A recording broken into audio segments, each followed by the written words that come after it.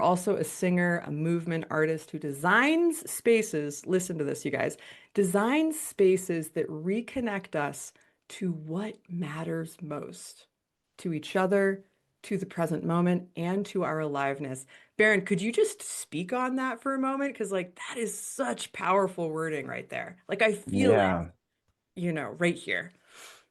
Well, aliveness, aliveness is a word that is alive for me these days because it's so simple, but I think people get it. Like we know in our lives when we have felt lit up, on fire, and it could be the simplest thing or the most dramatic moment, but we know what that feels like. And for so many of us, that's not an everyday experience. We know we live in the ordinary.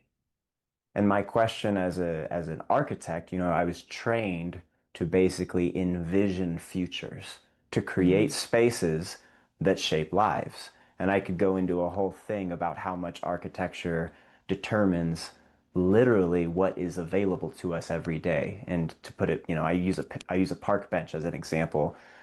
If you put a park bench in a park, you are enabling two strangers to sit near each other that otherwise would never have done so. Mm. Now, scale up that type of thinking to every single wall, window, porch. We're facilitating connection to ourselves, to the outside world, to one another. And so I've spent a lot of my life trying to design spaces that make people feel good, that make people connected. And it's been interesting working as an architect and seeing how often we think that we want things that actually disconnect us from each other. And there's this whole cultural story of what success looks like. So I've had my own journey also of wanting to feel good in my life. This isn't just something I've done from a practitioner perspective. I have been on my own quest to feel alive.